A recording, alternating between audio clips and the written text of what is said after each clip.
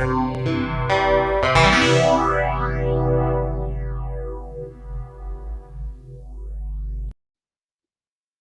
morning it's our last discussion around the Eightfold Noble Path, and we have got to the last limb, Perfect Samadhi or Right Samadhi. And we've talked about, well, over the last few weeks, we've talked about this idea of right or perfect vision, haven't we? And how that vision represents our kind of initial insight, and how this right vision represents the path of vision. So could we have the first slide, Ed? Thank you. And, so the right or perfect vision represents what we call the path of vision, and then the other aspects of the path represent the path of transformation. And this path of transformation is the kind of process by which we kind of transform our being so that it aligns itself with that vision. So we're, in a way, this path is about transforming all the kind of aspects of our life. And as our vision deepens progressively, so our life just changes. Our life just kind of changes in accordance with that.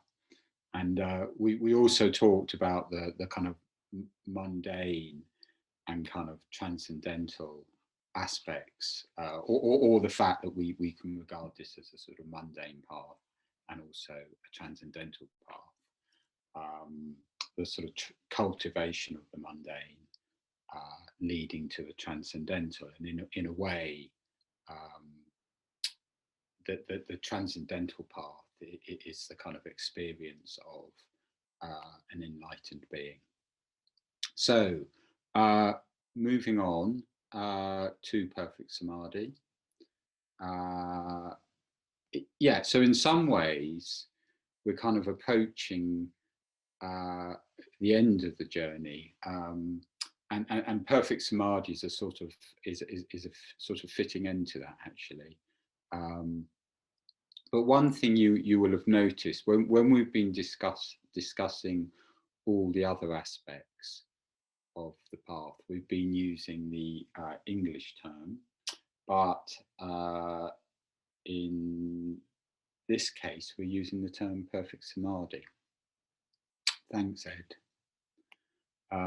And the reason why we tend to use the word samadhi rather than its English translation is partly because it doesn't actually it doesn't sort of translate very easily or very well, but it's normally translated as something like samadhi is translated as something like meditation or concentration, but that's not really a very good translation. And in a way, as we'll see, it has a much kind of fuller kind of meaning. But literally, the word samadhi means something like being firmly fixed or established. And I'm hoping I'm going to be able to make this reasonably clear. But actually, it's used in two. It's generally used in two different contexts, and they are fundamentally, and in a way they're fundamentally different, although they kind of cross over. So samadhi is used in the first context. It is used in relation to meditation, and we could say that samadhi means being kind of fixed or established on a meditation object. So, you know, that's like, and when I say meditation object, like the breath or metta, and this is sort of samadhi in the sense of concentration or absorption, and in a way, we could say that this, when we talk about samadhi in this way, it relates to the kind of mundane aspect of the path.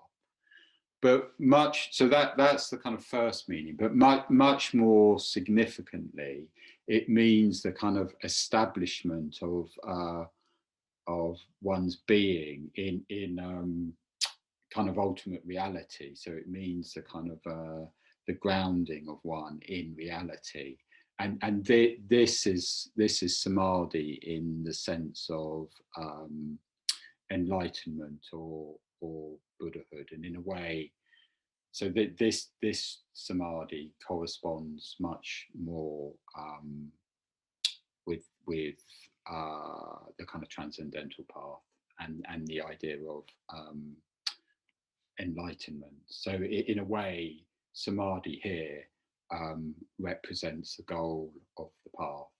So we're gonna look at both. I'm going to talk a little bit about both aspects, sort of samadhi in relation to sort of concentration or absorption, and then samadhi in the kind of context of enlightenment and the goal itself.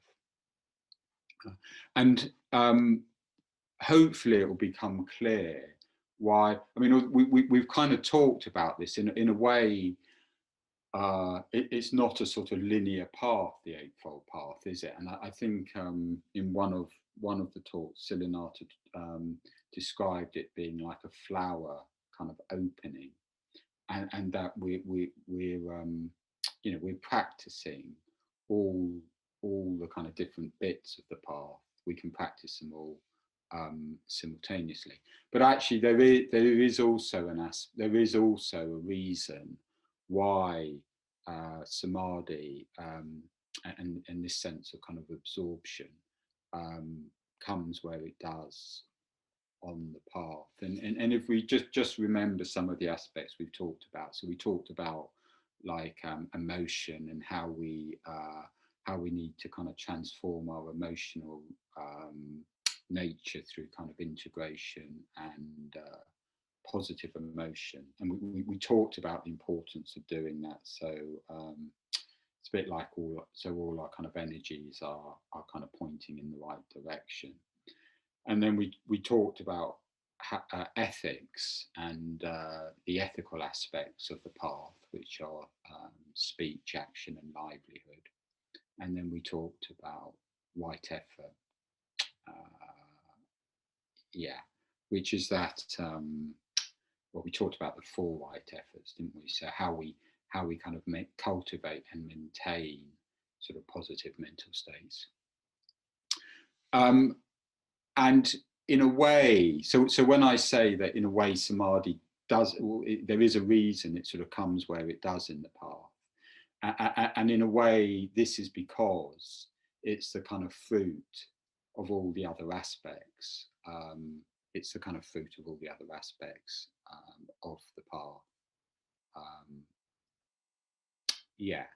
So this this sense of sort of samadhi as concentration or absorption results from our deepening practice of the other aspects of the path. So in essence, all being well, we become, you know, as we practice, we become more positive, we become happier beings, and we develop sukha or happiness, as opposed to perhaps our more familiar friend of dukkha. But what I want to bring out here is that there's a kind of relationship between developing positive emotions and becoming happier and more content. Because as we become happier and more content, we naturally become more concentrated and absorbed. and that happens both inside and outside of meditation. So one way of just sort of looking at that is to say that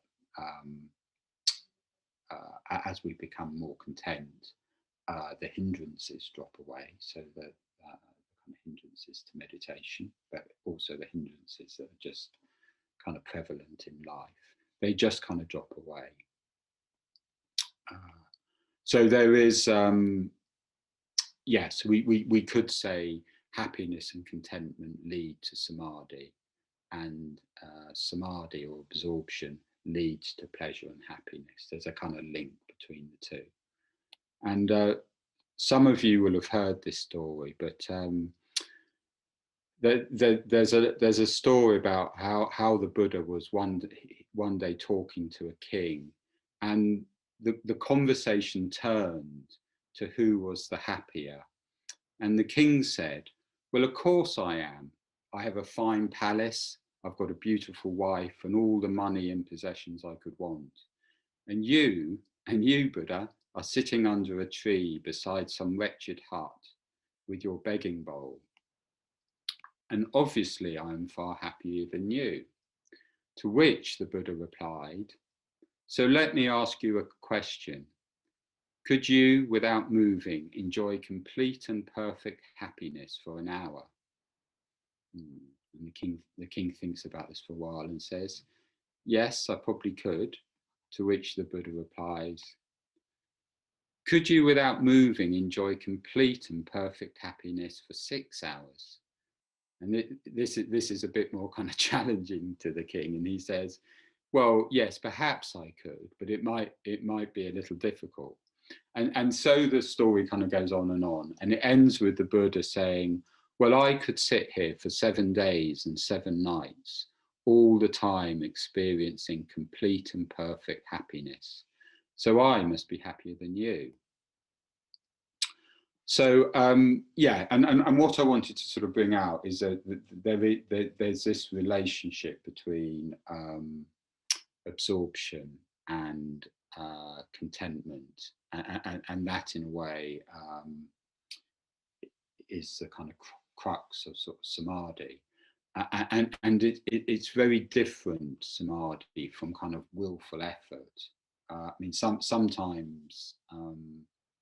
And when I'm talking about samadhi here, you know, it's sort of relevant, not just in meditation, but it's a very sort of different quality from the kind of willed effort that sometimes we sort of find ourselves applying in meditation.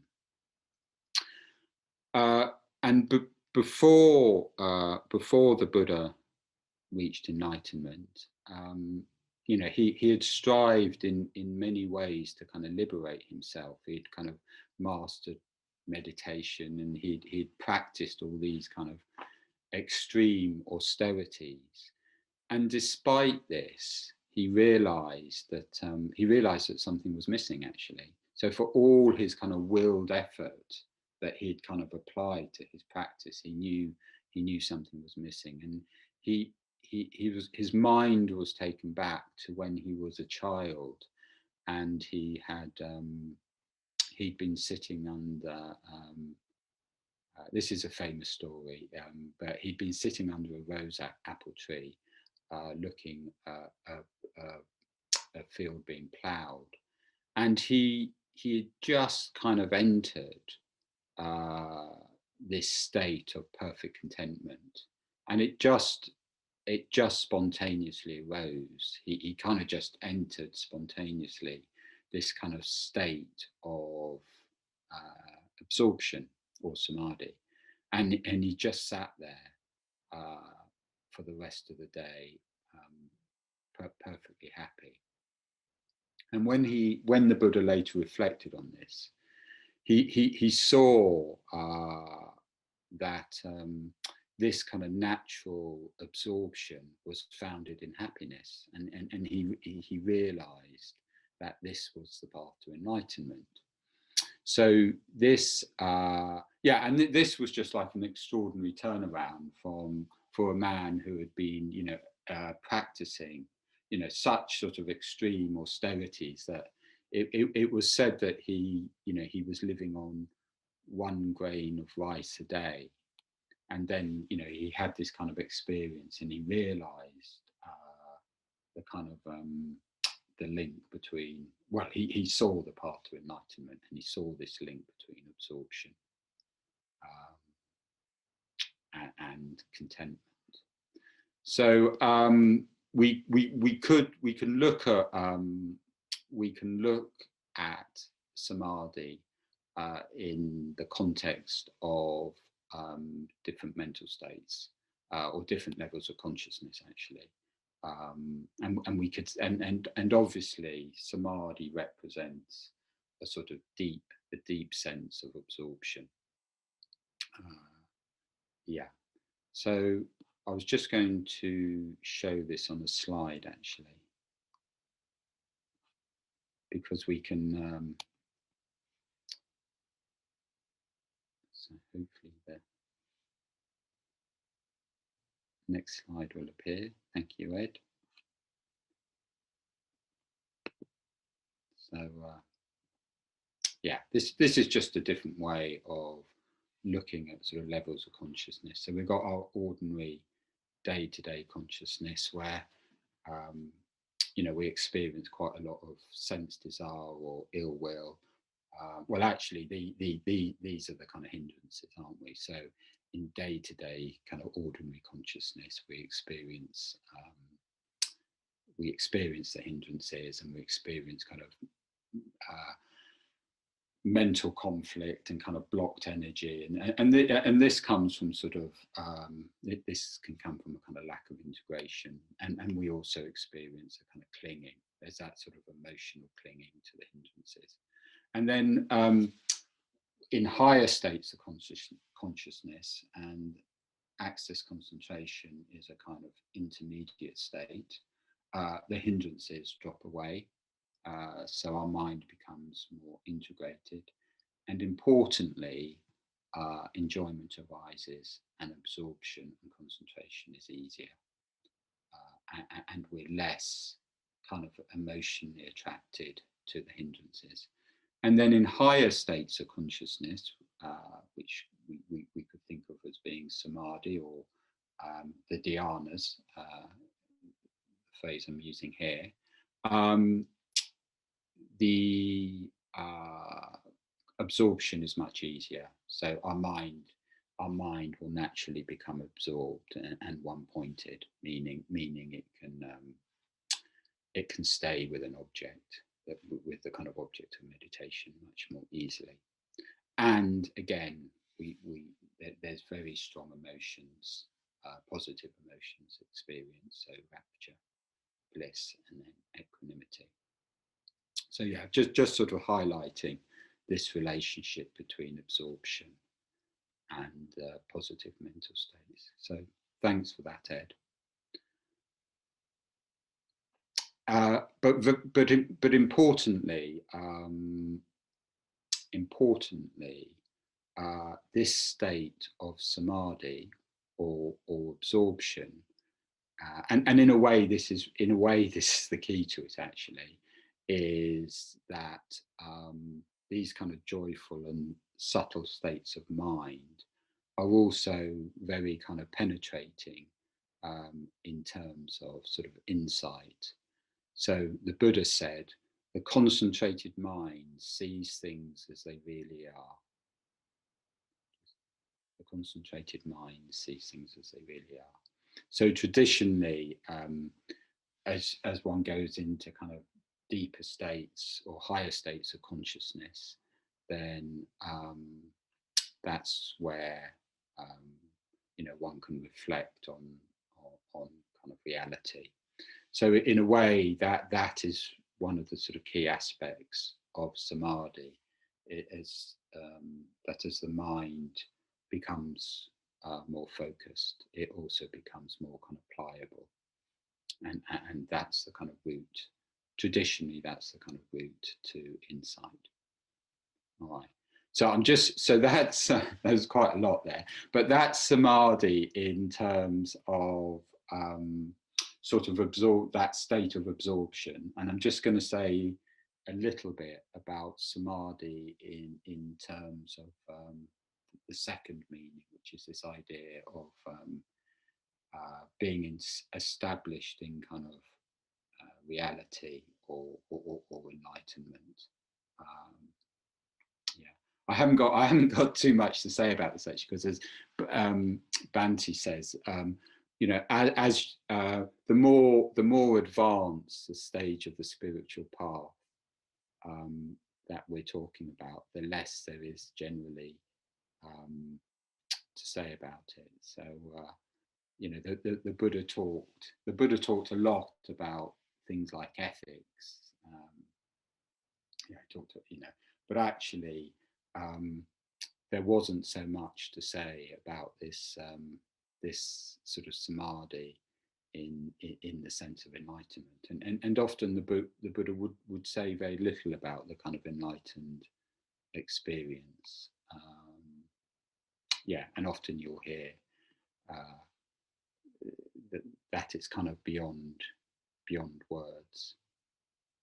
But there are different ways of looking at the kind of enlightened state, and sometimes it's described in kind of negative terms. So it's described in terms of a kind of lack of or an overcoming of. So sometimes it's talked about in terms of the destructions of the poisons of craving for sense pleasure, craving for existence, and ignorance. And sometimes samadhi, sort of as enlightenment, is described in positive terms. So we might think of something like the six paramitas that the Bodhisattva practices. So that's one way. Or the six perfections, yeah, that's one way of describing it. And sometimes it is described in verse. So hopefully we've got another slide to appear. Thank you, Ed. So this is just a verse from Dhammapada, but it's a rather nice one. Health is the highest gain, contentment the greatest riches. The trustworthy are the best kinsmen. Nirvana is the supreme happiness. So you'll often hear enlightenment talked about using simile and metaphor, and there's a I mean, you'll have heard of some of these, but you often hear the state of enlightenment described in terms like going to the far shore, the deathless state, the cessation of thirst, the cool cave, the unconditioned, or the taintless. So in its thanks, Ed. So in its so samadhi, in the sense of kind of enlightenment, is quite difficult to explain, and I guess it's in a way it's requires, yeah, it just kind of requires imagination actually. Yeah, it isn't something that can be easily kind of described.